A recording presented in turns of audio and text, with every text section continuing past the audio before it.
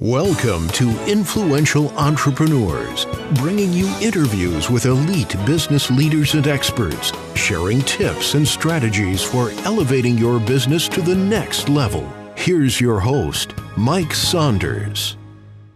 Hello and welcome to this episode of Influential Entrepreneurs. This is Mike Saunders, the Authority Positioning Coach.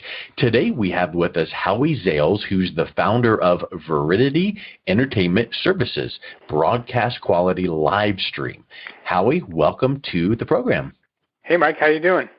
Hey, doing really good. So I'm excited to talk with you because I know that given the climate the world is in, virtual and live stream is quite the hot topic. So I want to hear all about what you do, but get us started first with what's been your entrepreneurial journey leading up to your company that you founded? Great question.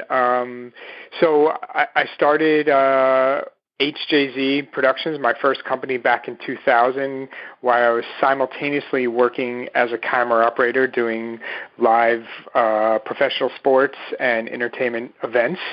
I knew I needed to fall back as a camera operator, the camera on my shoulder every time I worked, and I had the opportunity to start a company, a hiring company, where we would hire crews for the same type of events that I was working on.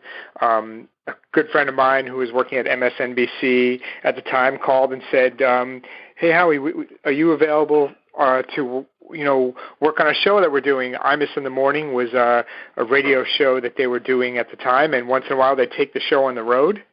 And he asked if I would call and do it, and I said, sure. And he said, by the way, do you have any friends? And we need some more camera operators, and then my business was born. Neat. Yeah. Well, you know what? Let's pause even right there just for half a second for a business lesson that I think people could take from this. How did how long had you known this person, and how did you stay networked and stayed in touch with him so that the call would have come in when it did?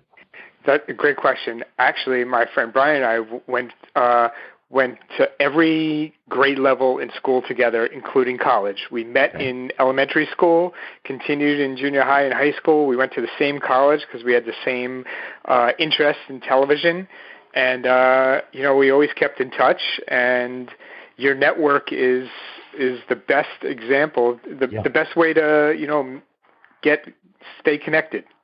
That's kind of where I'm going is you didn't run Facebook ads and say, do you need a camera? You didn't know to do that, and you didn't do it, and you just stayed in touch with people. And in reality, from what it sounds like, this person was almost, in a sense, a competitor of yours in the sense that he did what you did. So why would you be staying in touch with him to say, do you have any opportunities? Because certainly he would take any opportunity out there. Well, lo and behold, the opportunity arose that he needed extra what he does, and he knew you did it, and hey, look at this, and it now has created opportunity. So I think that one thing that I love when I hear things like that is keeping, the KISS, keep it simple, but you keep in touch, so the stay in touch, the SIT system, but also opportunities present themselves all the time to us. We just have to be aware and then take advantage of them. So I love hearing that introduction. Yeah, and that's how our second company was born. Like you said, taking advantage of the opportunities that present themselves with the onset of COVID, and everyone in the TV business, like a lot of businesses across the world, was shut down, and we knew we needed to do something to have an income, and I looked into live streaming and what it was about, and did a lot of research, and kind of positioned myself that this is where we need to go. And a client that would have been a client of HJZ Productions called and said, "Hey Howie, we have this crazy thing. We need to interview 9 Major League Baseball players in 9 different cities, but the host can't leave her home. Do you have any ideas?" And you're like, ding. Ding. That's the definition of an entrepreneur, right? You have a problem, and you're as an entrepreneur, you solve your client's problems. I just think that is so amazing, because you could have, hypothetically, you could have been in a bad space mentally, all upset about, I don't know, who knows? You can't fly anywhere, so of course we can't make that happen. I've got a camera on my shoulder. Well, how do you think I'm supposed to make it happen? But you looked at it and was like, okay, well, let's see what we can figure out here. And we don't need to get into these details, but I can only suspect that the first time or two that you did a virtual interview session compared to the one you do today or tomorrow is leagues different. Yes. You get it done. It's kind of like MVP, minimum viable product. You get it done, and it's a good product. But then you kind of go, hey, we could tweak and polish up and do it better. And each and every time, it becomes better and better and better. So you're serving your clients even better each time. So talk a little bit about what you're doing now, because as we know, at the time of this recording, we are June of 2021, and COVID happened. COVID is happening, and more of the world is opening up, but I have said this for months and months and months. I feel like when the floodgates open back up fully, that there will be an enormous amount of opportunities that were virtual only, that now these companies that were doing whatever it is, corporate events or retreats, they're going to have virtual components. So the need for virtual is not going to go away. You hit the nail on the head, exactly. And we call them hybrid events, right? A combination of both. And, like you mentioned, where you maybe had an event of 1,000 people show up prior, maybe 250 people show up now, and the rest and even more are all virtual, because people realize they can get a lot more done staying home. They don't have to travel. They can be more productive business-wise. They can be home with their families, still attend and get everything they need to get out of the conference or live event, and be just as productive. 100%.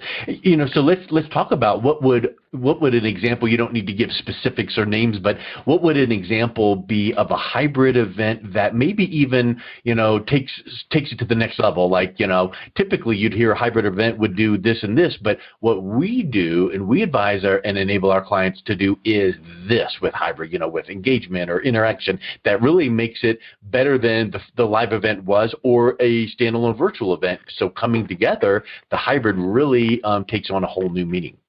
Yeah, so a quick example, let's say you have a CEO that wants to, speak to everyone that's in their company, and this is a worldwide company, right? So instead of everyone from around the world flying into whatever city, the event will take place in, maybe just the people that are in that city that are work in that office will go to the event. Maybe 100 or so people, and the rest is live streamed globally.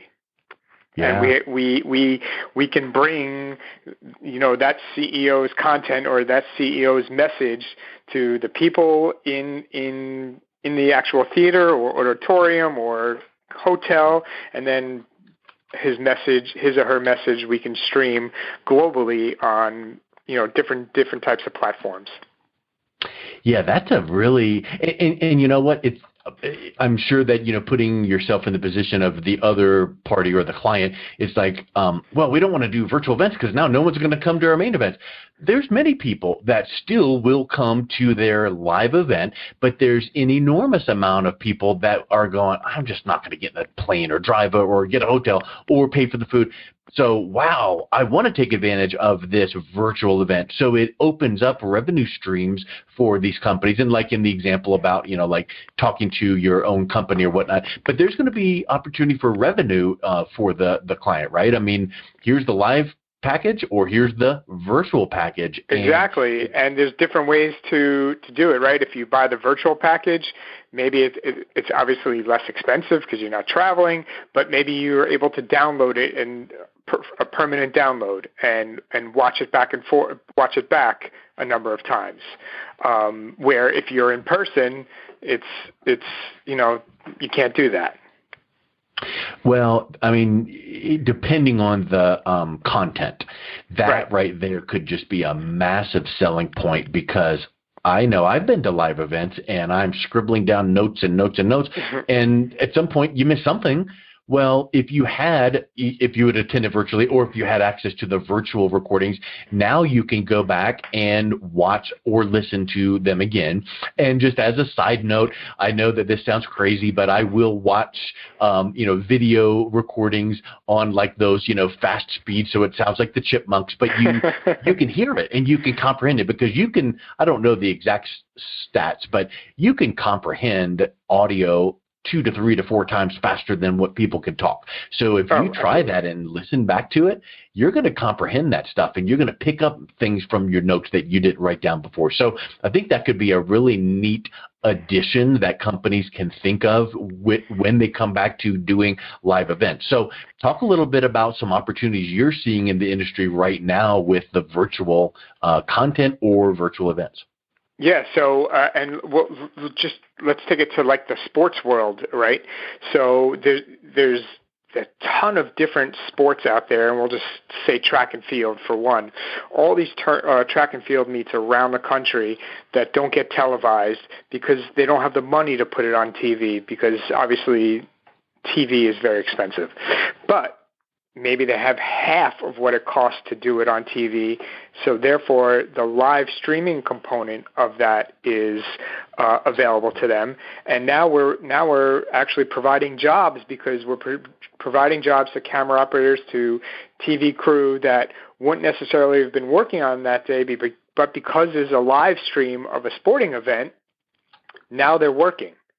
So we're providing jobs for people that wouldn't be working. We're providing airtime to these athletes that might not have been on television, so they're getting more name recognition. So it's like a win-win all around. Yeah, and I think we could probably spend 2.5 hours just going through case study after case study after case study. It's just really unbelievable where I feel the opportunity is, and let's make this point again. Maybe it took COVID to present the opportunity as needed, and then now building upon that. Whereas, many people before didn't even know what the heck a Zoom was, and now people are living on it. So being able to take events that were traditionally thought of as live only, now to be able to add that hybrid component in, creates added engagement, added exposure to the brand. It creates engagement to the attendee and audience. So I think that there's so many opportunities there. What are you seeing on the horizon for, moving forward? Because I know it's like the ever-changing, today we're doing things we weren't doing even a few months ago. What are you seeing on the horizon with respect to live streaming and virtual that people should be considering? Yeah, so we've done, for a number of our clients, we've done these live stream talk shows where instead of like the Capital Ones and the T-Mobiles and those types of companies spending millions and millions of dollars on producing a commercial and then buying the ad time, right? They do a live stream with some big name talent. We stream it, and they either invite guests or open it up to their high-end card members, and it's just another way of advertising. We've done live streams with Magic Johnson and Charles Barkley where they're just talking about the March Madness, right? And Capital One invites their high-end members, and it's just a way for them to thank their card members, and it's a form of advertisement. Yeah, that's huge. Now, and for what entity paid for that as an example? Using that as an example. Actually, Capital One would have. Or whatever company we were doing for would have paid for it. So whatever client would say, we have the relationship with these stars, we want to pay Howie to do this, so here we go. Well, and again, we're just kind of brainstorming and being fun, but what could you do to even take that to the next level? You could have, for instance, maybe Capital, whoever the brand is, maybe they have to pay the stars $1 or $2 extra to stay on after the event, because we've got the VIP session where after this virtual event, they're going to stay on and answer specific questions and kind of meet and greet virtually. And so we've already done it. Oh, well, look at that. See, that's where my mind goes, and you're already doing it, so that's awesome. We've done where we take live questions. We have someone that will, obviously look through the questions to make sure that nothing bad gets said. But we take live questions, and then we've done virtual meet and greet after the live stream. And these are just different, they can pay for different tier levels of productions based on what they want. Yes. And again, when we rewind this all the way back to the moment where entities, corporations, companies, event promoters were going, the world has shut down, our life is over, someone out there started thinking, yeah, but what can we do to make this thing work? And it slowly started getting, and you guys have now captured this sector of the market to bring this to your clients. And so I think that is so spectacular. So kind of leave us with a final thought, Howie. What do you recommend people listening or companies listening? What is something that they can look around in their organization to either say, we could take advantage of virtual by doing something like this, and then what's the next step that you would recommend them taking? Yeah, if a company is interested in getting their message out there virtually, they can get in contact with us. And, we make it really simple. We have these high-end computer kits with high-def cameras, microphones, ring lights that we send out to the contributors that would be in a production, and we make it so simple for the people that are in the show, whether it's a CEO or a sports star.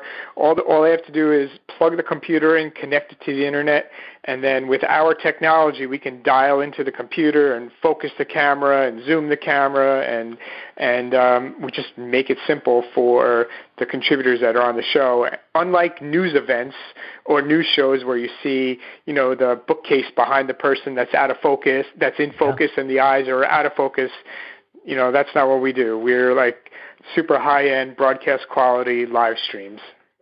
See, I think that's a unique point, because some people would think, one more thing we got to deal with. We don't have the equipment. We got to go buy something. Make sure wait a minute, you're just going to send me this package and I'm going to unwrap it and go plug and play, and hands off, you guys are going to do all the stuff, and I just got to smile and talk and do what I already know to do. Now we're talking. Yeah, exactly. Very cool. Well, Howie, what's the best way people can reach out and connect with you guys?